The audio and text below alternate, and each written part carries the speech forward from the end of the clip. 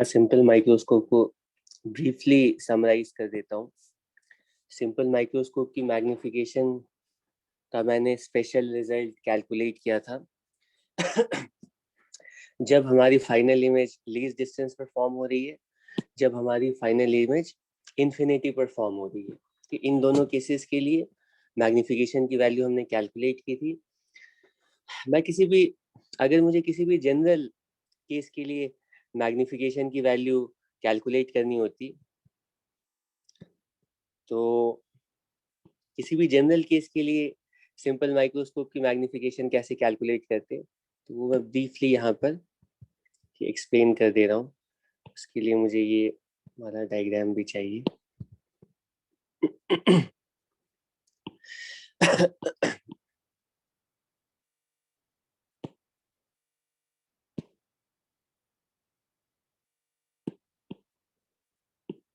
एक सेकेंड।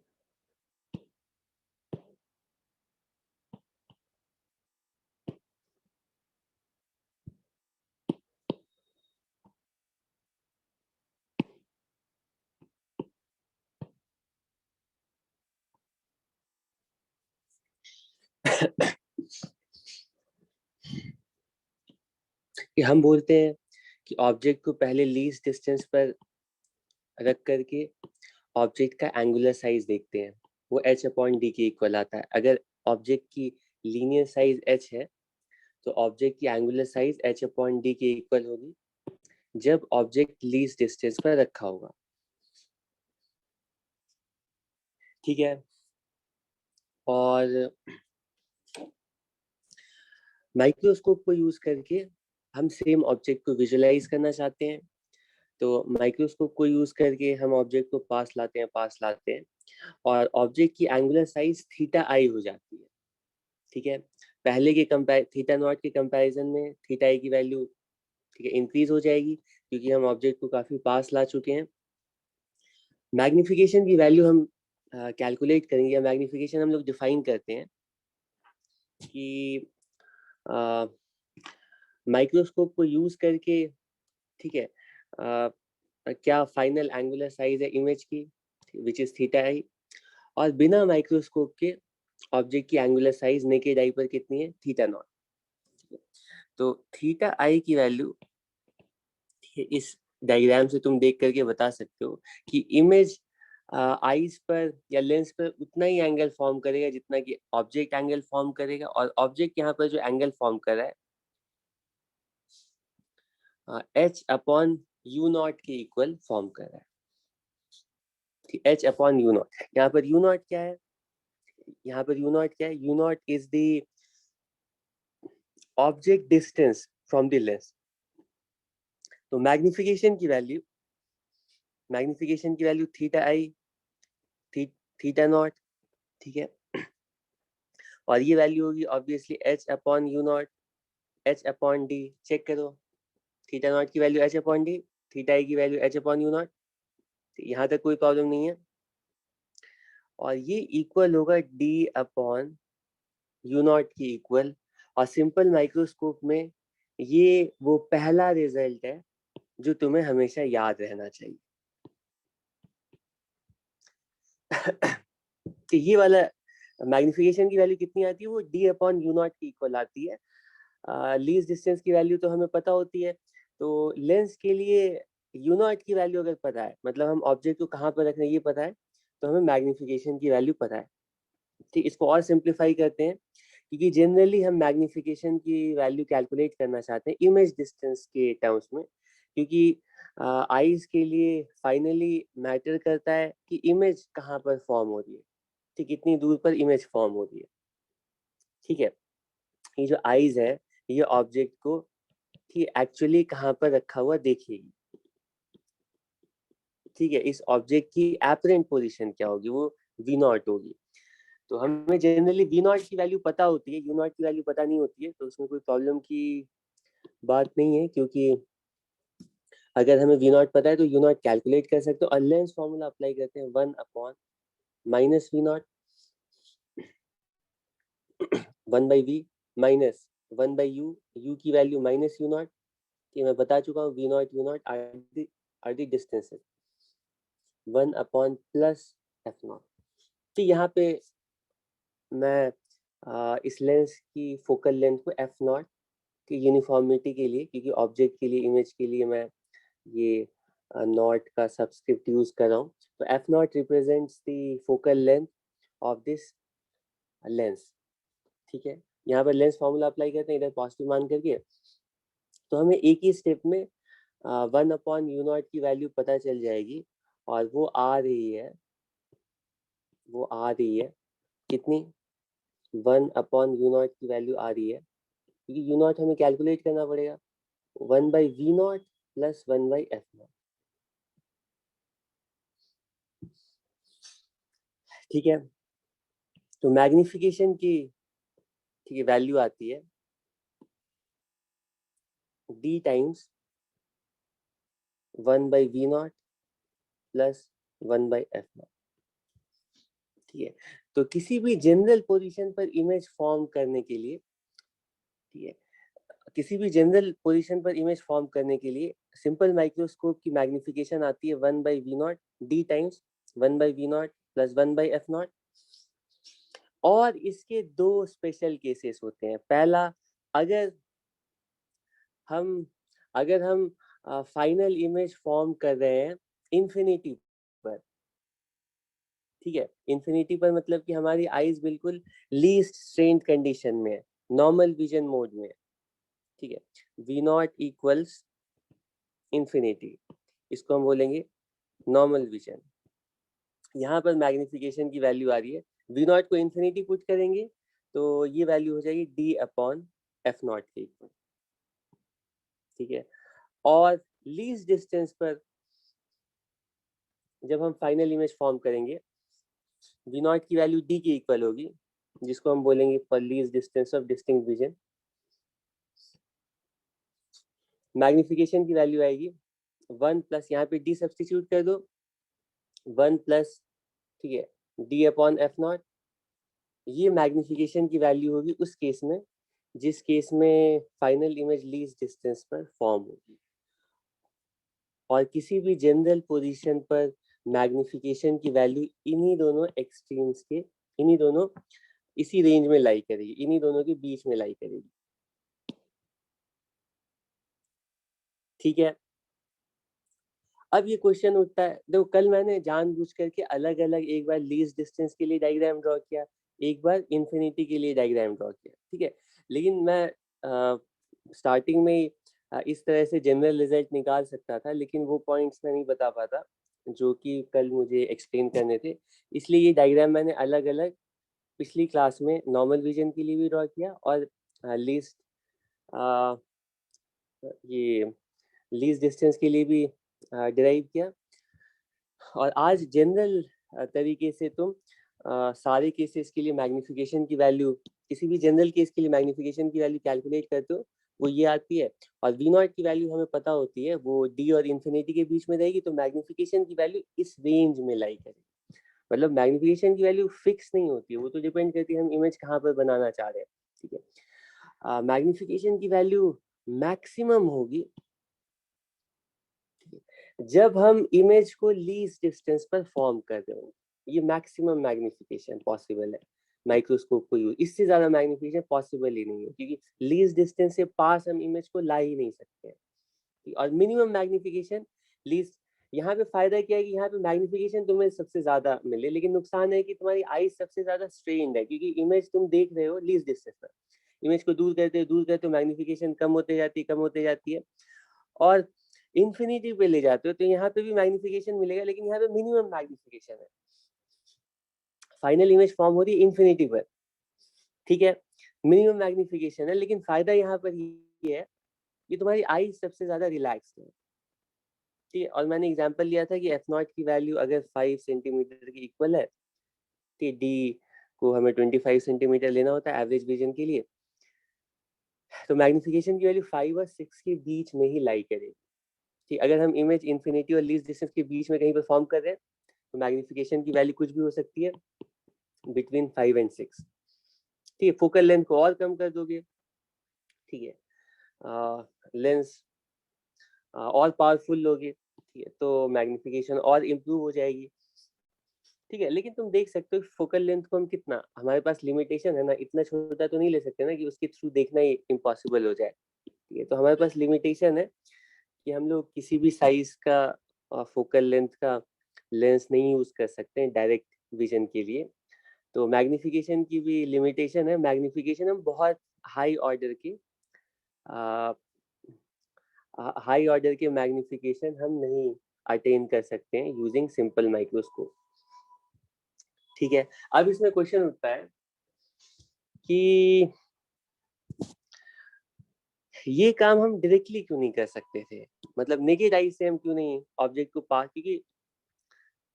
क्योंकि final image जो फॉर्म हो रही है उसका एंगुलर साइज उतना ही आ रहा है जितना कि ऑब्जेक्ट का एंगुलर साइज है। तो ऑब्जेक्ट का एंगुलर साइज ठीक है, हम नेकेड आई से भी तो बढ़ा सकते थे, हाँ बढ़ा सकते थे, लेकिन प्रॉब्लम ये थी कि मान लो ये जो सिंपल माइक्रोस्कोप का डायग्राम ड्रॉ किया है हमने लीस्ट डिस्टेंस के लिए ड्रॉ किया है। मान लो कि ये जो डिस्टेंस है फाइनल इमेज की, मान लो लीस्ट डिस्टेंस के लिए हम सॉल्व कर रहे हैं। ठीक है, लीस्ट डिस्टेंस के लिए मैग्निफिकेशन देख रहे हैं, तो फाइनल इमेज हमारी कैपिटल डी पर फॉर्म हो रही है। ठीक है, ठीक है, तो ऑब्जेक्ट को जैसे तुम कैपिटल डी पर रखते हो और नेकेड आई से देखते हो, यहाँ पर देखो, यहाँ पर सब लोग देखो, तो जब ऑब्जेक्ट को तुम लीस्ट डिस्टेंस पर लाते हो तो ऑब्जेक्ट का अपना साइज कम है। ठीक है, नेकेड आई से देखोगे उसका एंगुलर साइज बहुत ही कम होगा, उसको डायरेक्टली हो सकता है तुम नहीं देख पा रहे। ठीक, एंगुलर साइज बहुत कम है। जैसे जैसे ऑब्जेक्ट को तुम पास लाते हो डेफिनेटली ऑब्जेक्ट का एंगुलर साइज इंक्रीज कर रहा है, लेकिन प्रॉब्लम क्या है कि नेकेड आई से डी से पास लाने पर हम उस ऑब्जेक्ट को विजुअलाइज ही नहीं कर सकते। एंगुलर साइज तो बढ़ा, लेकिन हम नेकेड आई से उसको देख ही नहीं सकते हैं। ठीक है, पास लाएंगे एंगुलर साइज बढ़ता जाएगा, सफिशिएंटली क्लोज लाओगे तो वो दिख ही जाता, लेकिन प्रॉब्लम ये है कि पास लाने के बाद उसको हमारी आईज रेटिना पे फोकस ही नहीं कर सकती हैं। माइक्रोस्कोप की हेल्प से तुम ऑब्जेक्ट को पास ला करके एंगुलर साइज तो बढ़ा रहे, लेकिन इसको फिर से इसकी जो इमेज है ना वो लीस्ट डिस्टेंस पर पहुंच जा रही है कि एंगुलर साइज तो बड़ा पास लाने की वजह से, लेकिन जब आईज लेंस के थ्रू हम इस ऑब्जेक्ट को देखने की कोशिश करेंगे तो ये ऑब्जेक्ट हमें यहाँ पर नहीं दिखेगा, वो ऑब्जेक्ट हमें लीस्ट डिस्टेंस पर दिखेगा। ठीक है, जिसकी वजह से हम इस ऑब्जेक्ट की अपरेंट पोजीशन को एक्चुअली विजुअलाइज कर पाएंगे, इसकी इमेज रेटिना पे हम बना पाएंगे। ठीक है, तो सिंपल माइक्रोस्कोप एंगुलर साइज को वैसे नहीं बढ़ाता है जैसे तुम सोच रहे हो, ऑब्जेक्ट को पास ला करके ऑटोमेटिकली एंगुलर साइज बढ़ रहा है, लेकिन लेंस क्या करता है कि उसकी जो पोजीशन है ना वो दोबारा लीस्ट डिस्टेंस पर पहुंचा देता है, जिससे कि हम ऑब्जेक्ट को देख पाते हैं। ठीक है, बिना लेंस के हम ऑब्जेक्ट को डायरेक्टली इतने पास ला करके देख ही नहीं सकते थे, लेंस इसको दूर पहुंचा देता है जिससे कि हम दोबारा ऑब्जेक्ट को देख पाते हैं। ठीक है, तो तुम ये मैग्नीफाइंग ग्लास को यूज करके जब, ठीक है, ये ऑब्जेक्ट है, मान लो मैग्नीफाइंग ग्लास को यूज करके जब इसके थ्रू तुम देखते हो ना, तो ठीक इस तरह से मान लो, तो तुम क्या करते हो ना, खुद से ही ना हाथों से ग्लास को आगे पीछे इस तरह से ऐसे शिफ्ट कर रहे होते हो, और आगे पीछे शिफ्ट करने से तुम देख रहे होते हो कि इसकी जो साइज है ना वो थोड़ी बड़ी छोटी होती होती है। ठीक है, और तुम अपने हिसाब से एडजस्ट करते हो, जो भी तुम्हें प्रॉपर साइज लगता है वहां पर ला करके इसको तुम विजुलाइज करते हो। ठीक है, वहां पर अब तुम आज के बाद नोटिस करोगे जैसे तुम इसको ना पास ला रहे हो तो एक पोजीशन होगी जहां पर इसकी साइज तुम्हें सबसे ज्यादा दिखी, वो लीस्ट डिस्टेंस वाली साइज है। तो उस टाइम में तुमने ऑब्जेक्ट को सबसे पास लाया, उस टाइम में मैक्सिमम मैग्निफिकेशन मिली, और थोड़ा थोड़ा अगर दूर रखोगे तो धीरे धीरे एक टाइम आएगा कि ऑब्जेक्ट में फोकस पर आ जाएगा, इमेज जो है बहुत दूर चली जाएगी, फिर भी इसका साइज अच्छा खासा तुम्हें दिखेगा, मैग्निफिकेशन d/f0 की इक्वल होगी, लेकिन तुम्हारी आईज रिलैक्स्ड होंगी। ठीक, उसके बीच में तुम कहीं पर भी देखते हो ऑब्जेक्ट को तो मैग्निफिकेशन की वैल्यू के इस इन दोनों लिमिट्स के बीच में कुछ भी हो सकती है। अब तुम लोग पूछ सकते हो कुछ भी अगर पूछना है तुम लोगों को, सिंपल माइक्रोस्कोप से कुछ पूछना है तो पूछो, क्योंकि ये सबसे इम्पोर्टेंट, इसमें रिजल्ट्स कौन कौन से याद रखने हैं, ये रिजल्ट याद होना चाहिए कि सिंपल माइक्रोस्कोप का कि मैग्नीफिकेशन की वैल्यू, ये इंटरमीडिएट रिजल्ट है, ये यूज होगा आगे, इसलिए ये रिजल्ट पता होना चाहिए। माइक्रोस्कोप की मैग्नीफिकेशन की वैल्यू आती है, सिंपल माइक्रोस्कोप की मैग्नीफिकेशन की वैल्यू आती है d अपॉन यू नॉट, जिसमें यू नॉट है object distance from the lens, ठीक है। और इसकी वैल्यूज आती है नॉर्मल विजन के लिए डी बाई एफ नॉट और लीस्ट डिस्टेंस के लिए 1 plus D by F not, ठीक है। पूछो।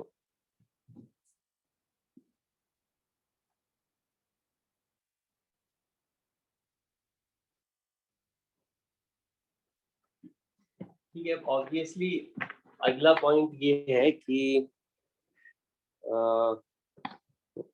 सिंपल माइक्रोस्कोप को यूज करके हम सफिशिएंट मैग्नीफिकेशन प्रोड्यूस नहीं कर पाते हैं, हमें और बेटर माइक्रोस्कोप चाहिए, और ज्यादा मैग्नीफिकेशन चाहिए, तो उसके लिए हम यूज करते हैं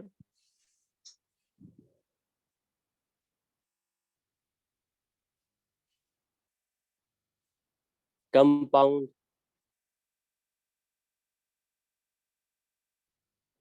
माइक्रोस्कोप। नाम से ही समझ में आ रहा है, कंपाउंड माइक्रोस्कोप का मतलब है हम इसमें दो, एक की जगह दो दो लेंस यूज करेंगे, और दो लेंसेस को यूज करके हम मैग्निफिकेशन इंप्रूव करेंगे। सिंपल प्रिंसिपल है कि सिंपल वर्किंग है कि हम क्या करते हैं, यहाँ पर दो अलग अलग लेंस लेते हैं। तो जो पहला लेंस होता है वो कहलाता है ऑब्जेक्टिव लेंस, ठीक है, छोटा लेंस होता है और वो कहलाता है ऑब्जेक्टिव लेंस, इस तरह से, ठीक है। इस लेंस का क्या काम है ये प्राइमरी मैग्निफिकेशन प्रोड्यूस करता है, मतलब अगर बहुत ही छोटा ऑब्जेक्ट है ना, तो उसकी स्ट्रैटेजी हमारी सिंपल रहती है कि हम पहले लेंस को यूज करके ना उसको थोड़ा मैग्नीफाई कर देते हैं, ठीक है, और थोड़ा मैग्नीफाई हो गया, अब इसको दोबारा सिंपल माइक्रोस्कोप लगा करके और ज्यादा मैग्नीफाई कर देते हैं, एज सिंपल एज दैट, ठीक है। तो इससे तुम्हें, ठीक है, बेटर मैग्निफिकेशन मिलेगी, ठीक है। तो ये हमारा छोटा लेंस है, और इसको हम बोलते हैं ऑब्जेक्टिव लेंस। और ऑब्जेक्टिव लेंस नाम से समझ में आ रहा होगा कि इसको ऑब्जेक्टिव इसलिए बोलते हैं क्योंकि ये ऑब्जेक्ट के पास रखा जाने वाला लेंस है, तो ये कहलाएगा ऑब्जेक्टिव लेंस, ठीक है। और ऑब्जेक्टिव लेंस के लिए लेटेस्ट ये एफ है, ठीक है, और ये 2f है, और ये यहाँ पर एफ है 2f, ठीक है। तो हम क्या करते हैं कि ऑब्जेक्टिव लेंस को यूज करके, ठीक है, ऑब्जेक्टिव लेंस को यूज करके पहले हम अपने ऑब्जेक्ट की साइज को इंक्रीज करते हैं, लेकिन इस बार कैसे इंक्रीज करते हैं तुम देखोगे। हम क्या करते हैं कि इंटेंशनली ऑब्जेक्ट को साइज बढ़ाना है, ठीक है, और साइज बढ़ाने के लिए हम ऑब्जेक्ट को ना 2f और f के बीच में रखते हैं यहाँ पर, ठीक है, और जितना ज्यादा तुम f के पास लाओगे उतना ज्यादा, ठीक है, साइज इंक्रीज करेगा, ये अंडरस्टूड है। 2f पे जब रहेगा तब तो सेम साइज मिलेगी, और f पर रहेगा तो इन्फिनिटी पे चली जाएगी इमेज, है ना। तो हम लोग ऑब्जेक्ट को पास लाते जाते हैं, साइज इंक्रीज करता जाता है, ऑब्जेक्ट को एफ नॉट के जितना पास रखेंगे उतना ही ज्यादा, ठीक है, ठीक है, ज्यादा मैग्निफिकेशन हमें मिलेगी। हमारा टारगेट तो यही है कि साइज का इम्प्रूव करना। तो क्या करते हैं, एक ऑब्जेक्टिव लेंस लिया, और ऑब्जेक्टिव लेंस को यूज करके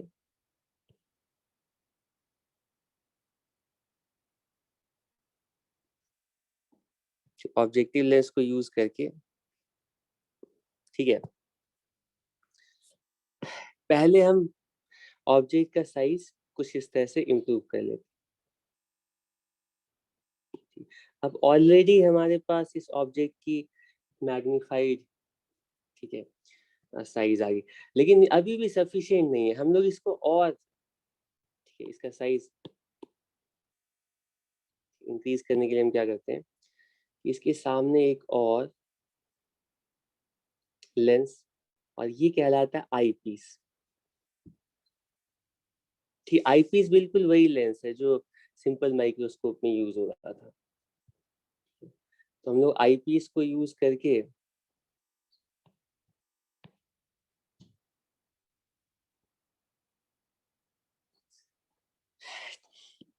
ये जो ऑब्जेक्टिव लेंस की वजह से इमेज बनी है, ये ट्रीट होगी ऑब्जेक्ट की तरह फॉर द आईपीस। और आईपीस और कुछ नहीं, बिल्कुल सिंपल माइक्रोस्कोप की तरह बिहेव करता है। और सिंपल माइक्रोस्कोप तो तुम डिटेल में समझ चुके हो। इसका मतलब ये है, सिंपल माइक्रोस्कोप की तरह बिहेव करने का मतलब क्या है, ये जो ऑब्जेक्ट है आईपीस के लिए, वो आईपीस की फोकस, ठीक है, और ऑप्टिकल सेंटर के बीच में, ठीक है, रखा जाएगा।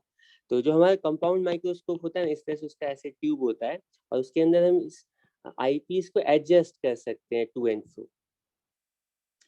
ठीक है, तो हम लोग आईपीस को थोड़ा एडजस्ट करके ये जो ऑब्जेक्टिव की इमेज, यानी कि आईपीस की जो ऑब्जेक्ट है, इस ऑब्जेक्ट की डिस्टेंस को हम खुद से एडजस्ट कर सकते हैं।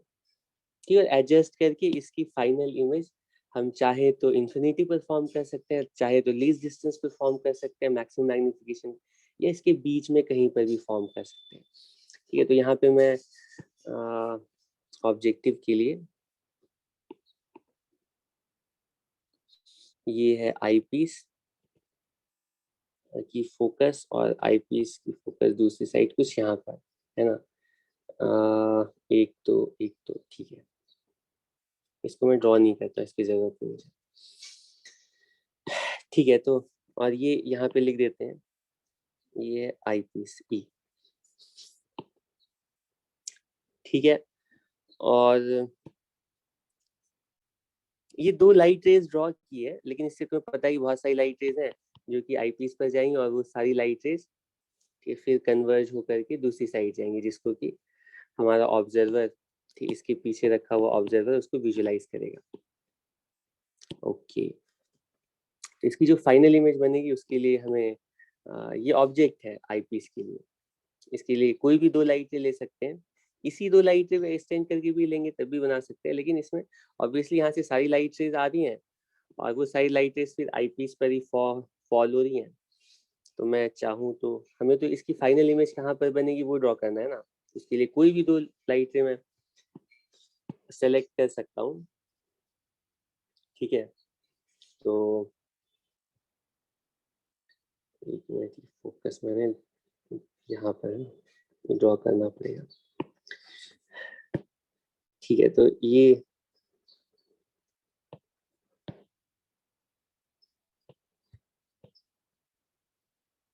ठीक है, तो एक लाइट है तो यूं पैरेलल वाली फोकस से बना दी, और दूसरी लाइट है ऑप्टिकल सेंटर वाली बना देता हूँ।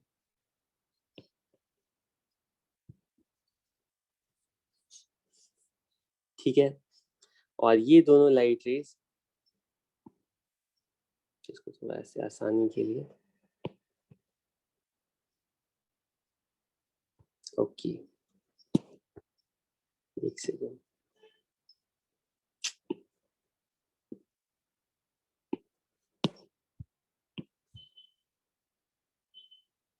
ये फोकस है आईपीस का। ठीक है, अब इन दोनों लाइट रेज को एक्सटेंड करके हम फाइनल इमेज ड्रॉ कर सकते हैं।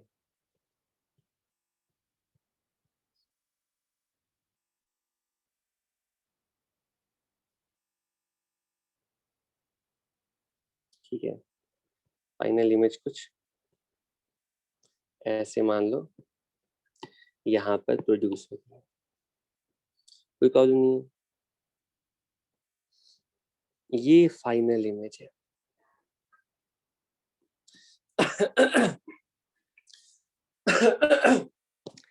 ये कंपाउंड माइक्रोस्कोप के लिए रे डायग्राम हो गया। ठीक है, और तुम देख सकते हो इसमें डबल मैग्निफिकेशन की वजह से, कंपाउंड मैग्निफिकेशन की वजह से इसका मैग्निफिकेशन सिंपल माइक्रोस्कोप के कंपैरिजन में हमेशा ज्यादा होगा, जनरली 100 टाइम्स और या उससे भी ज्यादा मैग्निफिकेशन होता है। तो लैब में जो ये माइक्रोस्कोप इस तरह से रखे रहते हैं, तुम्हें याद होगा।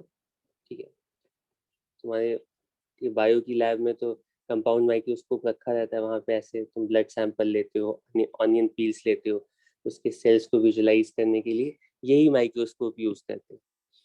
कि वहाँ पे भी ऐसे, ठीक है, यहाँ पे जो आई पीस होता है उसके सामने ऐसा, ठीक है, उसमें ऐसी सेटिंग होती है, उसको तुम ये जो आई पीस की जो डिस्टेंस है ना उसको, ठीक है, उसको एडजस्ट कर सकते हो आगे पीछे इस तरह से। वो यही कर रहे होते हो कि ये जो ऑब्जेक्ट है ना तुम्हारा, उसको फोकस पे फोकस पे रिलैक्स कंडीशन में इंफिनिटी पर इमेज बनती है, और थोड़ा और पास लाते हैं, ठीक है, आई पीस को, तो उससे जो इमेज है वो लीस्ट डिस्टेंस पर चली जाती है और उससे मैक्सिमम मैग्निफिकेशन प्रोड्यूस होती है। उसमें माइक्रोस्कोप में वहाँ साइड में देखोगे ना, इस तरह से 100x लिखा रहता है, ठीक है, 1 या 200x लिखा रहता है या 50x लिखा रहता है, तो इसका मतलब होता है कि उसकी मैग्निफिकेशन होती है। ओके, ये तो सिंपल रे डायग्राम होता है। अब उसके बाद क्वेश्चन है कि कंपाउंड माइक्रोस्कोप की मैग्निफिकेशन कितनी होगी। ठीक है, तो मैग्निफिकेशन हम डिफाइन कैसे करते हैं माइक्रोस्कोप की? डिफाइन करते हैं कि नेकेड आई से ऑब्जेक्ट का साइज देखो, ठीक है, कहाँ पर? जब हम ऑब्जेक्ट को लीस्ट डिस्टेंस पर ला दें, छोटा ऑब्जेक्ट है उसको हम कहीं पर भी ला करके देख सकते हैं, तो हम ऑब्जेक्ट को लीस्ट डिस्टेंस पर ला करके देखते हैं कि नेकेड आई से क्या एंगुलर साइज है, और माइक्रोस्कोप की हेल्प से सेम ऑब्जेक्ट की एंगुलर साइज क्या है, ये मैग्निफिकेशन होती है। ठीक है, इसको, तो ये जो ऑब्जेक्ट है इसकी साइज h है, ठीक है, और सेम साइज का ऑब्जेक्ट हम जब नेकेड आई से देख रहे थे, तो उसके लिए वो डायग्राम बनाने की जरूरत है क्या? ये है तो कुछ होता, यहाँ पे ड्रॉ कर देता हूँ, ये छोटा सा यहाँ पे ड्रॉ कर देता हूँ, ठीक है, और हमारा ऑब्जर्वर ऑब्जर्वर को भी यहाँ पे ड्रॉ कर देते हैं।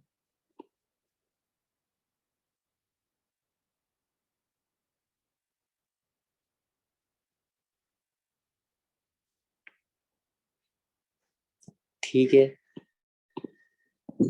हाँ, तो ठीक है, तो इस ऑब्जेक्ट की हाइट h है, ठीक, ये जो ऑब्जेक्ट है ना, सेम ऑब्जेक्ट को अब माइक्रोस्कोप के थ्रू हम देख रहे हैं। तो ऑब्जेक्ट की जो डिस्टेंस है ऑब्जेक्टिव से, इसको हम लिख रहे हैं, इस बार ऑब्जेक्टिव से जो डिस्टेंस है उसको u0 लिख रहे हैं, और ऑब्जेक्टिव से, ठीक है, जो इमेज बनी उसकी डिस्टेंस हम v0 लिख रहे हैं, वो स्टैंड्स फॉर ऑब्जेक्टिव, कोई प्रॉब्लम नहीं है। और ये जो इमेज बनी है, ठीक है, ऑब्जेक्टिव लेंस के थ्रू, वो आई पीस के लिए ऑब्जेक्ट की तरह ट्रीट होगी, तो उसको मैं लिख रहा हूँ यूई, कोई प्रॉब्लम नहीं है। और आई पीस के लिए जो इमेज बनेगी वो अगर तुम्हें लिखनी है तो उसको मैं लिख देता हूँ, इसमें किसी को कोई प्रॉब्लम नहीं है।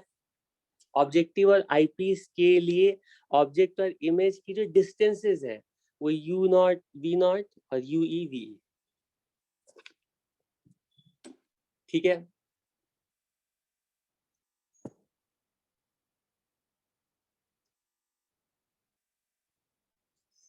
ओके, अब उसके बाद हाइट्स, तो ऑब्जेक्ट की हाइट h है, और ऑब्जेक्टिव की वजह से मैग्निफिकेशन के बाद जो ये हाइट आ रही है, इसको मैं h डैश लिख देता हूँ, तो कोई प्रॉब्लम नहीं है, ठीक है, और इसको मैं लिख देता हूँ h डबल डैश, कोई प्रॉब्लम नहीं है यहाँ तक, ठीक है। अब हम मैग्निफिकेशन लिखने जा रहे हैं, ठीक है, इस माइक्रोस्कोप की मैग्निफिकेशन होगी थीटा आई, फाइनल इमेज की मैग्निफिकेशन, और इस फाइनल इमेज की एंगुलर साइज, और इस फाइनल इमेज की जो एंगुलर साइज होगी,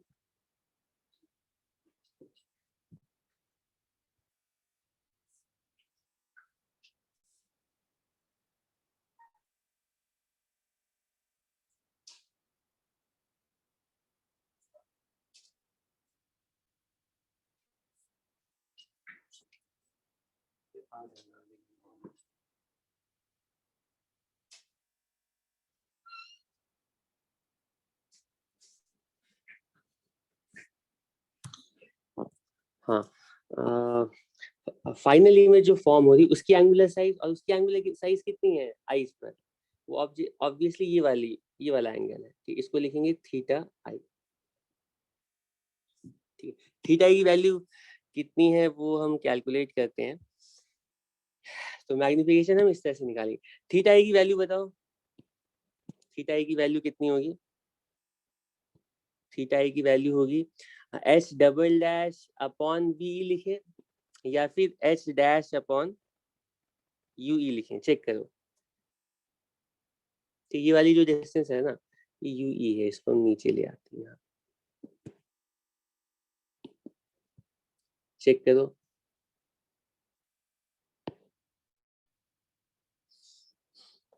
ठीक है, यही तो होगा ना एंगुलर साइज फाइनल इमेज का। ठीक है, माइक्रोस्कोप की वजह से जो फाइनल एंगुलर साइज है वो theta I H dash upon u ई के इक्वल होगा। ठीक, ई का मतलब है ऑब्जेक्टिव, सॉरी आई पीस के लिए ऑब्जेक्ट डिस्टेंस। ठीक है, तो थीटा आई की वैल्यू हमें पता है, थीटा ओ की वैल्यू पता है, तो मैग्निफिकेशन की वैल्यू कितनी आ जाएगी? एच डैश अपॉन यू ई upon H upon capital D. ठीक है, तो मैग्निफिकेशन की वैल्यू आ जाएगी डी अपॉन यू ई की, सॉरी क्या लिख रहा हूँ, मैग्निफिकेशन की वैल्यू आ जाएगी, यहाँ पर लिखता हूँ, इसको चेक करो। ये एच डैश यहाँ पे कैंसिल, ये h dash upon h times d upon u. Check करो यहाँ पे किसी को कोई प्रॉब्लम है?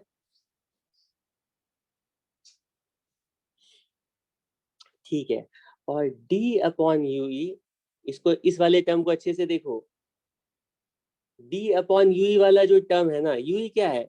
ये इस आई पीस के लिए ऑब्जेक्ट डिस्टेंस है, और ये आई पीस बिल्कुल बिहेव कर रहा है सिंपल माइक्रोस्कोप के, और सिंपल माइक्रोस्कोप के लिए तुम्हें पता है कि डी अपॉन ऑब्जेक्ट डिस्टेंस का मतलब होता है और कुछ नहीं, ये रिप्रेजेंट कर रहा है मैग्निफिकेशन फॉर सिंपल माइक्रोस्कोप, और इसकी वैल्यू हम कैलकुलेट कर चुके हैं। ठीक है, और ये जो पहला वाला टर्म है वो क्या रिप्रेजेंट कर रहा है? ये पहला वाला टर्म अगर देखोगे ये एच डैश है। एच डैश क्या है? इमेज की height for objective lens upon H, H क्या है? ऑब्जेक्ट की हाइट, ठीक है, फॉर ऑब्जेक्टिव लेंस। ठीक है, तो H dash upon H represent कर रहा है linear magnification of, linear magnification for objective lens. तो कंपाउंड माइक्रोस्कोप के लिए मैग्निफिकेशन की वैल्यू, ठीक है, हम याद रखने के लिए हमेशा ऐसे लिखते हैं, मैग्निफिकेशन की वैल्यू होती है, मैग्निफिकेशन की वैल्यू कंपाउंड माइक्रोस्कोप के लिए m1 टाइम्स m2।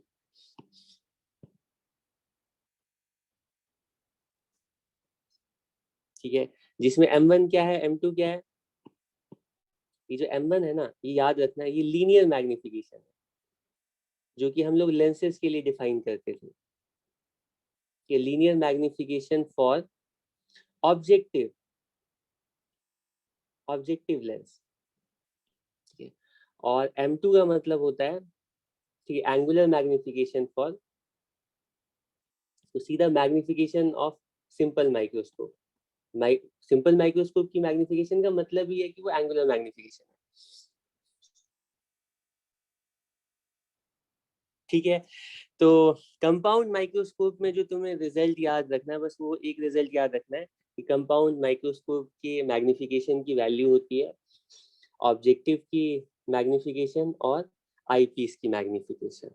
आईपीस की मैग्निफिकेशन सिंपल माइक्रोस्कोप की तरह, और ऑब्जेक्टिव की मैग्निफिकेशन लेंसेज के लिए जैसे लीनियर मैग्निफिकेशन निकालते थे। तो यहाँ पे कंफ्यूजन होता है, इसको इसीलिए मैं, ठीक है, बार बार तुम्हें पहले से रिपीट करके एक्सप्लेन कर चुका हूँ। ये जो एम ऑब्जेक्टिव की मैग्निफिकेशन है वो तो नॉर्मल मैग्निफिकेशन जो पहले निकालते थे हम लेंसेज के लिए, ठीक है, और आईपीस की जो मैग्निफिकेशन है वो आईपीस की जो मैग्निफिकेशन है वो हम सिंपल माइक्रोस्कोप की मैग्निफिकेशन के अकॉर्डिंग लिखते हैं। ठीक है, और इसकी वैल्यूज लिखना स्टार्ट करते हैं। ये लिखेंगे ऑब्जेक्टिव की मैग्निफिकेशन और आईपीस की मैग्निफिकेशन। ऑब्जेक्टिव की मैग्निफिकेशन कितनी होगी? ऑब्जेक्टिव की मैग्निफिकेशन, लेंस की मैग्निफिकेशन कितनी होती है? Image distance, sorry image coordinate, object coordinate. तो ये वैल्यू आएगी minus plus v not upon minus u not. ठीक है, वी अपॉन यू की वैल्यू यही तो आएगी, चेक करो। और आईपीस की मैग्निफिकेशन कितनी है? तो उसको तुम चाहो तो स्टार्टिंग में ना ऐसे ही लिखो, नहीं तो क्योंकि डी अपॉन यू की दो वैल्यू आती है, अलग अलग वैल्यू आती है। इसको पहले वी के टर्म्स में लिखते हैं और इसको फिर वी की वैल्यू इन्फिनिटी और लीस्ट डिस्टेंस पुट करते हैं। तो इस डी अपॉन यू की वैल्यू होती है एक टाइम में डी अपॉन एफ ई और एक टाइम में one plus D upon f ई। ये लीस्ट डिस्टेंस के लिए और ये नॉर्मल विजन के लिए। ठीक है, तो वो दो वैल्यूज लिखने की बजाय अभी हम ना आईपीएस की मैग्निफिकेशन को डी अपॉन यू ही रहने देते हैं। ठीक है, तो एक रिजल्ट तो तुम्हें ये याद रखना है, ठीक, और ये सबसे ज्यादा यूज होने वाला रिजल्ट है। और इसको हम ऐसे यूं लिखते हैं, ठीक है, फॉर नॉर्मल विजन और ये लीस्ट डिस्टेंस। नॉर्मल विजन के लिए इसकी वैल्यू कितनी आएगी? Minus v not upon u not. बताओ, ये वैल्यू होगी नॉर्मल विजन के लिए डी अपॉन एफ ई। ये तुम्हारा आंसर होगा। कंपाउंड माइक्रोस्कोप के लिए मैग्निफिकेशन पूछी जाएगी तो ये वैल्यू होगी। ठीक है, तो आईपीस के लिए तुम्हें फोकल लेंथ चाहिए, ठीक है, और ऑब्जेक्टिव के लिए तुम्हें ये दोनों वैल्यूज किसी तरह से क्वेश्चन को पढ़ करके निकालनी पड़ेगी। मतलब ऑब्जेक्टिव की जो लीनियर मैग्निफिकेशन होती है ना, जैसे लेंस की प्रॉब्लम सॉल्व करते थे, वैसे ही जब माइक्रोस्कोप दिया जाए तुम्हें किसी तरह से ऑब्जेक्टिव की मैग्निफिकेशन वो लेंस वाली ट्रांसवर्स या लीनियर मैग्निफिकेशन कैलकुलेट करनी पड़ेगी। तो ये वैल्यू पता चल गई तो तुम्हें ओवरऑल माइक्रोस्कोप के लिए कंप्लीट मैग्निफिकेशन पता चल जाएगी नॉर्मल विजन में। और लीस्ट डिस्टेंस में ये वैल्यू कितनी होगी? उसी तरह से पहला पार्ट तो तुम्हें लेंस की तरह सॉल्व करके निकालना पड़ेगा, ठीक है, और जो दूसरा पार्ट है आईपीस की जो मैग्निफिकेशन होगी लीस्ट डिस्टेंस पे, वो one plus D upon f ई के इक्वल होगी। ठीक है, इसमें भी कोई प्रॉब्लम नहीं है। ये सारे रिजल्ट्स ऐसे हैं जो रटने की जरूरत नहीं है, तुम्हें याद रहेंगे, ठीक है। और इसमें एक और, जब भी क्वेश्चन पूछा जाए माइक्रोस्कोप का ना, ये फाइनल रिजल्ट मैं बता, इसी से क्वेश्चंस, मैक्सिमम क्वेश्चंस इसी से सॉल्व होंगे। ठीक है, ये इसमें यहाँ तक हमने कोई अप्रोक्सीमेशन नहीं अप्लाई की है, ठीक है। अब इसके बाद जो है ना रिजल्ट, उसमें हम बोलते हैं कि मैग्निफिकेशन की वैल्यू ऑब्वियसली आ गई है। मैग्निफिकेशन की value minus v not upon, ठीक है, मैग्निफिकेशन की value minus v not upon u not तो है पहले, ठीक है, और डी अपॉन यू ई है बाद में। लेकिन अब हम लोग ठीक अप्रोक्सीमेशन अप्लाई करते हैं। ये जो v not upon u not है ना, वैसे इसको बताने का दो तरीका है। चलो मैं पहले सिंपल तरीका, मतलब प्रॉपर तरीका यूज करता हूँ कि हमें वी नॉट और यू नॉट की वैल्यू निकालनी, ठीक है। हम लोग वी नॉट मतलब माइक्रोस्कोप को देख करके ये रेशियो कैसे निकालेंगे? माइक्रोस्कोप के अंदर ऑब्जेक्ट लेंस से कितनी दूर है ये तो मेजर नहीं करेंगे, वो तो डिफिकल्ट है। और उसके लिए इमेज कितनी दूर आ रही है ये भी निकालना उतना आसान नहीं है। लेकिन एक चीज तो हम कह सकते हैं कि ऑब्वियसली ऑब्जेक्ट की वजह से जो ये इमेज फॉर्म हो रही है वो आईपीस के बिल्कुल पास फॉर्म, मतलब यूई की जो डिस्टेंस होगी ना, यूई जो होगा वो बहुत कम होगा, यूई की वैल्यू कम होगी, क्योंकि क्योंकि आईपीस के लिए जो ऑब्जेक्ट है वो फोकस और ऑप्टिकल सेंटर के बीच में लाई करना है, ठीक है। और ऑब्जेक्टिव के लिए इमेज जो बनेगी, ठीक है, ज्यादा एनलार्ज इमेज बनाने के लिए हम अपने एक्चुअल ऑब्जेक्ट को फोकस के पास लाते हैं और ये जो इमेज है ना इससे ऑब्जेक्टिव से बहुत दूर बनती है, ठीक है। कहने का मतलब है ये जो वी नॉट की वैल्यू है ना ये बहुत ज्यादा होती है और यू नॉट की वैल्यू बहुत कम होती है, ठीक है। और माइक्रोस्कोप को देख करके एक चीज हमें पता होता है, माइक्रोस्कोप को बाहर से देख करके माइक्रोस्कोप की लेंथ कितनी है वो हमें पहले से पता होता है। माइक्रोस्कोप की लेंथ का मतलब होता है इन दोनों लेंसेज के बीच की डिस्टेंस, ठीक है। तो माइक्रोस्कोप की जो एक्चुअल लेंथ है ना, वो तो तुम देख सकते हो, वो वी नॉट प्लस यूई के इक्वल है। लेकिन वी नॉट के कंपैरिजन में अगर हम यूई को इग्नोर कर रहे हैं, यूई की वैल्यू वी नॉट के कंपैरिजन में अगर कम है, तो वी नॉट की वैल्यू लेंथ ऑफ माइक्रोस्कोप के इक्वल ही होगी। और अगर लेंथ ऑफ माइक्रोस्कोप हमें पता है तो वी नॉट की वैल्यू पता है, यानी कि हमें ऑब्जेक्टिव के लिए, ऑब्जेक्टिव लेंस के लिए इमेज की पोजीशन पता है। इमेज की पोजीशन पता है तो हमें ऑब्जेक्टिव की पोजीशन पता चल जाएगी, और इमेज की पोजीशन पता है तो ओवरऑल लेंस के लिए मैग्निफिकेशन की value v not by u not की वैल्यू पता चल जाएगी, ठीक है। तो हम, अगर हमें माइक्रोस्कोप की लेंथ पता है तो उसको यूज करके भी हम लोग कंप्लीट मैग्निफिकेशन बिना यू नॉट बी नॉट देखे हुए बाहर से ही कंप्लीटली बता सकते हैं, ठीक है। मैं ऑब्जेक्टिव लेंस के लिए लेंस फॉर्मूला अप्लाई कर रहा हूँ। ये इमेज दिमाग में रखो, ये रियल ऑब्जेक्ट है, रियल इमेज है। 1/v, 1/v, ये 1/v0 है, -1/u, और ये वैल्यू की -1/u0 इक्वल्स 1/f0। f0 यहाँ पर ऑब्जेक्टिव की फोकल लेंथ है, ठीक है। तो हमें v0 अपॉन u0 चाहिए ना, तो v0 अपॉन u0 का मतलब v0 से मल्टीप्लाई कर देते हैं, तो ये वैल्यू होगी 1 plus v0 upon u0 equals v0 upon f0, ठीक है। तो ये वैल्यू आ जाएगी v0 अपॉन u0 की वैल्यू जो है वो इक्वल होगी v0 अपॉन f0, ठीक है, -1 की इक्वल, ठीक है। अब यहाँ पे अप्रोक्सीमेशन स्टार्ट कर रहा हूँ, ठीक है। पहला पॉइंट कि v0 की वैल्यू, हम जो अपना ऑब्जेक्टिव है वो बहुत छोटा लेते हैं और उसके लिए फोकल लेंथ की वैल्यू भी बहुत कम होती है, तो ये वाला जो टर्म है वो 1 से बहुत ज़्यादा होता है। तो इसको अप्रोक्सीमेटली हम लिख सकते हैं, कि इसको अप्रोक्सीमेटली हम लिख सकते हैं v0 अपॉन f0, और इसको हम अप्रोक्सीमेटली लिख सकते हैं l upon f0, where l is the length of microscope,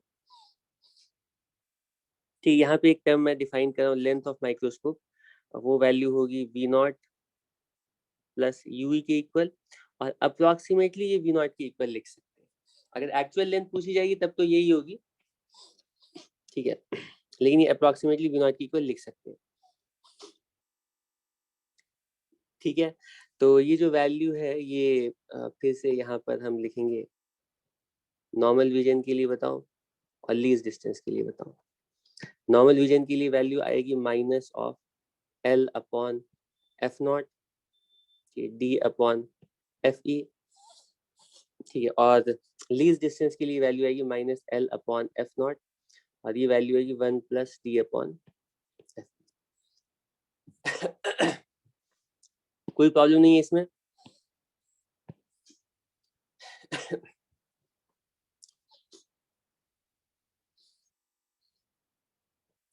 ठीक है, तो तुम मतलब बिना ऑब्जेक्ट इमेज को देखे हुए डायरेक्टली बता सकते हो कि अप्रोक्सीमेट वैल्यू कंपाउंड माइक्रोस्कोप के लिए डायरेक्टली लेंथ देखो और फोकल लेंथ ऑफ ऑब्जेक्टिव देखो, फोकल लेंथ ऑफ आईपीस देखो। तुम देख सकते हो फोकल लेंथ जितनी कम होगी उतना ज्यादा अच्छा माइक्रोस्कोप होगा, उतनी ज्यादा मैग्निफिकेशन होगी, तो ये अप्रोक्सीमेट वैल्यूज है, ठीक है, और ये एक्चुअल वैल्यूज है, ठीक है। ये दोनों रिजल्ट यूज होते हैं, ये ज्यादा रिजल्ट यूज होता है टेस्ट में। अभी जो ट्रेंड है, पहले जब बिल्कुल डायरेक्ट मतलब memory based formula based question होते थे उसमें मैग्निफिकेशन की वैल्यू डायरेक्टली पूछी जाती थी, तो ये रिजल्ट तुम यूज कर लेते थे। अब वैसा ट्रेंड नहीं है, अब कैसा ट्रेंड है मैं तुम्हें बताऊंगा। तो एक चीज तो होती है माइक्रोस्कोप के लिए, कंपाउंड माइक्रोस्कोप के लिए मैग्निफिकेशन कैलकुलेट करना, वो तो तुमने कैलकुलेट कर लिया। ये वाला फॉर्मूला याद रहेगा तो ये फॉर्मूले तुम अपने से एक बार में लिख पाओगे। हाँ, मैं कह रहा था ये v0 बाई u0 की वैल्यू जो हमने अभी l अपॉन f0 लिखी है, वो एक तरीका तो तुम ये इस तरह से कैलकुलेट करो जो कि लेंदी है। दूसरा तरीका है, तुम ये सब इसको भूलो, डायरेक्टली तुम ऐसे सोच सकते हो कि हम ऑब्जेक्टिव लेंस किस लिए यूज कर सकते हैं, ज्यादा से ज्यादा मैग्निफिकेशन बनाने के लिए। तो ज्यादा से ज्यादा मैग्निफिकेशन करने के लिए अगर ये ऑब्जेक्ट 2f के पास है ना, तब तो इमेज बहुत छोटी बनेगी, मतलब इमेज की मैग्निफिकेशन ज्यादा नहीं होगी। ऑब्जेक्ट ना इस फोकस के पास आएगा, ठीक है, और जो इमेज होगी ना वो बहुत दूर होगी, तो वी नॉट की वैल्यू एल के ऑलमोस्ट इक्वल होगी। तो तुम डायरेक्टली बिना किसी कैलकुलेशन की अप्रोक्सीमेशन में लिख सकते हो, वी नॉट की अप्रोक्सीमेट वैल्यू एल होगी और यू नॉट की अप्रोक्सीमेट वैल्यू एफ नॉट होगी। मतलब ये ना, ये वाला जो ऑब्जेक्ट है वो ऑब्जेक्टिव के ऑलमोस्ट फोकस के पास होगा। ये थोड़ा बहुत गैप होगा लेकिन वो इमटेरियल है। ऑब्जेक्ट की जो डिस्टेंस होगी वो ऑलमोस्ट ऑब्जेक्टिव की फोकल लेंथ की इक्वल होगी। तो ऑब्जेक्टिव की जो मैग्निफिकेशन है v not upon f not, उसको एल अपॉन एफ नॉट हम डायरेक्टली लिख सकते हैं। ठीक है, तो ये तुम्हें ये लेंस फॉर्मूला अप्लाई करने की जरूरत नहीं है, वो तुम्हें याद रहेगा। ठीक है, directly v not upon f not को तुम एल अपॉन एफ नॉट लिख दोगे और बाकी डी अपॉन मतलब आई पीस की जो मैग्निफिकेशन है वो तुम्हें याद ही रहती है। यहाँ से कोई प्रॉब्लम नहीं है यहाँ पर, यहाँ तक किसी को कोई प्रॉब्लम नहीं है। ठीक है, इसमें दूसरी चीज हमें बतानी होती है, लेंथ ऑफ माइक्रोस्कोप कितनी है। तो एक्चुअल लेंथ तो v not plus u e है। ठीक है, तो ये भी इम्पोर्टेंट है, लेंथ वाला जो पार्ट है। माइक्रोस्कोप की लेंथ भी पूछी जाती है, कई बार लेंथ भी गिवन होती है तो उससे हमें बाकी चीजें कैलकुलेट करनी होती है। ये वी नॉट प्लस ये जो वैल्यू होती है यूई की जो वैल्यू है, ऐसे यहाँ पे इम्पोर्टेंट नहीं है, ये हमें पता है डी अपॉन, ठीक है, यूई की जो वैल्यू होती है, डी अपॉन यू की जो वैल्यू होती है, सिंपल माइक्रोस्कोप के लिए मैग्निफिकेशन की वैल्यू क्या होती है, ये वैल्यू होती है डी अपॉन एफ ई, किस केस में, नॉर्मल विजन के लिए, और लीस्ट डिस्टेंस के लिए 1 plus D upon F, least distance के लिए। ठीक है, तो तुम इसको अगर यूई की वैल्यू निकालोगे ना इसी में से, तो यूई की वैल्यू एफ ई के इक्वल होगी फॉर नॉर्मल विजन, और इसी में से यूई की वैल्यू अगर कैलकुलेट करोगे, क्योंकि हमें पता है डी अपॉन यूई की वैल्यू लीस्ट डिस्टेंस के लिए आती है F e plus T upon f ई के इक्वल। तो यूई की वैल्यू यहाँ से अगर कैलकुलेट करोगे तो वैल्यू कितनी आती है पता है, v not plus f e d upon f e plus D.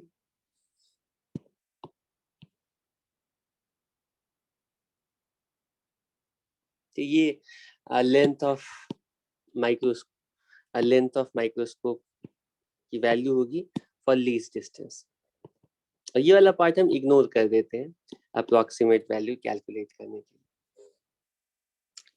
ठीक है, ये कंपाउंड माइक्रोस्कोप का कंप्लीट रिजल्ट है।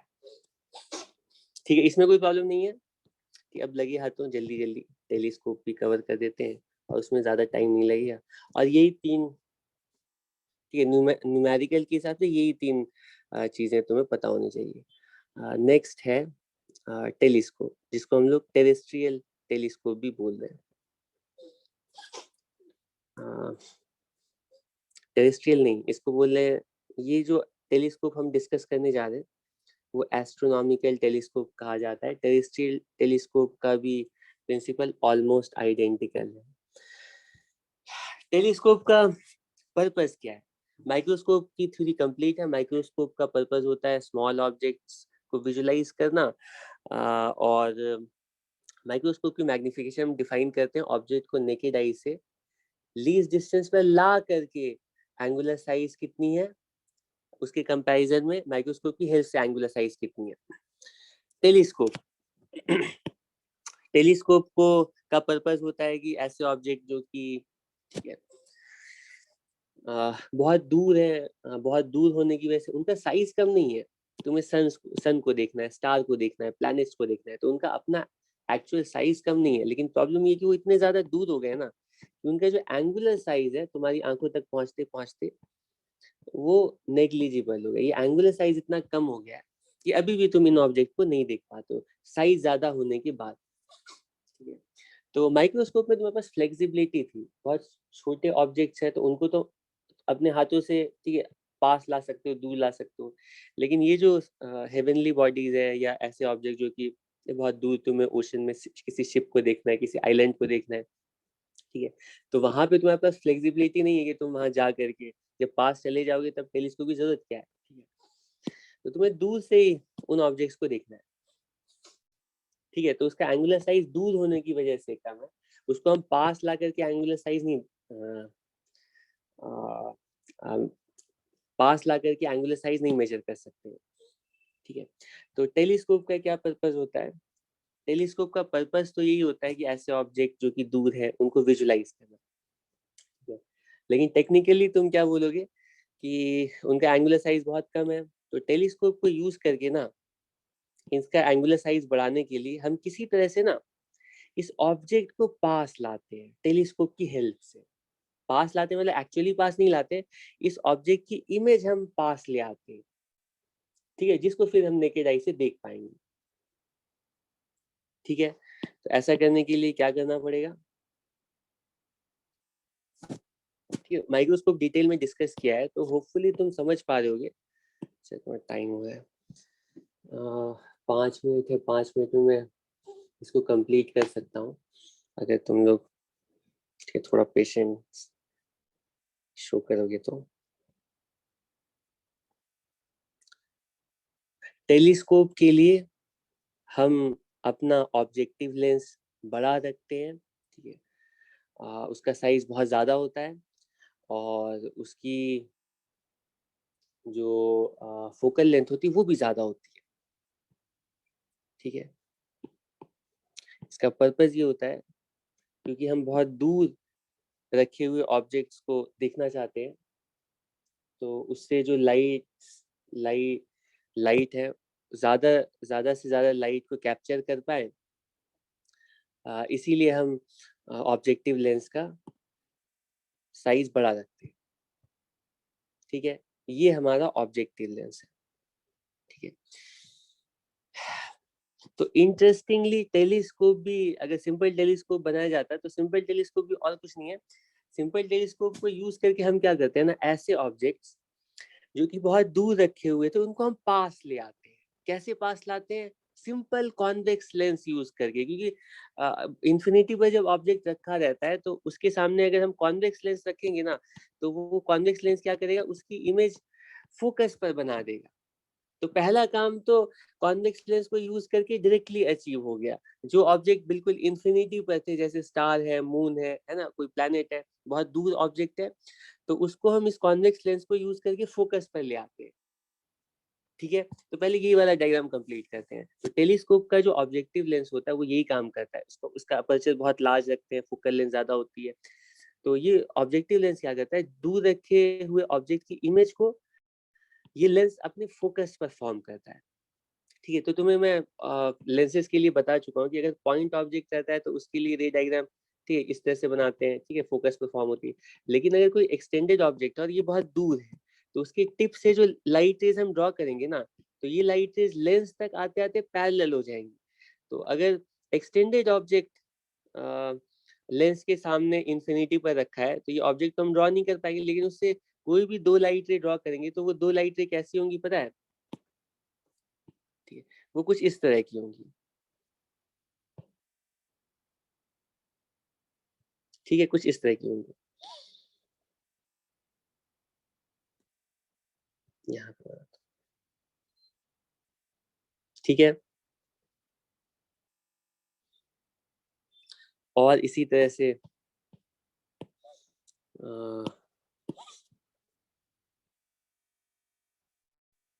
ठीक इन्फिनिटी पर ये हो सकता है सन है, या हो सकता है कोई प्लैनेट है या कोई स्टार है। ठीक, उसके टिप से मैं टिप की इमेज बना रहा हूँ तो पूरी बॉडी की इमेज भी बन जाएगी। ठीक है, मतलब हमारा फोकस यहाँ पर है तो ये वाली लाइट ऐसे, इसकी इमेज कुछ ऐसे बनेगी। ये वाला डायग्राम क्लियर होना चाहिए 100%। तो इमेज फॉर्म हो गई और ये जो डिस्टेंस है ना, ये ऑब्वियसली यहाँ से यहाँ तक फोकल लेंथ ऑफ ऑब्जेक्टिव, इसको मैं ऐसे यहाँ पे लिख देता हूँ, this point is focus of objective. ठीक है, तो ऑब्जेक्टिव लेंस यूज किया और इमेज को फोकस पर बना लिया, इमेज पास आ गई है। अब बस इसको विजुलाइज करना है, तो हम और बेटर विजुलाइजेशन के लिए हम करते क्या है, इसके सामने हम अपना एक ऑब्जेक्टिव लेंस यूज कर लेते हैं। मैं इसको थोड़ा सा, ठीक है, छोटा बनाना चाहता हूँ ताकि थोड़ी आसानी हो। ठीक है, 1 मिनट। हमारी क्लास, चलो ठीक है, टेलीस्कोप एक काम करते हैं, हम नेक्स्ट क्लास में कवर करते हैं। ठीक है, ये 5 मिनट का टॉपिक है, ये हो जाएगा। ठीक है, क्योंकि और कुछ पॉइंट ह्यूमन आई के जो डिफेक्ट्स हैं वो भी कवर करने हैं, तो वो भी नेक्स्ट क्लास में ही होगा, तो शाम में ये दोनों पार्ट कवर कर लेंगे। ठीक है, थैंक यू।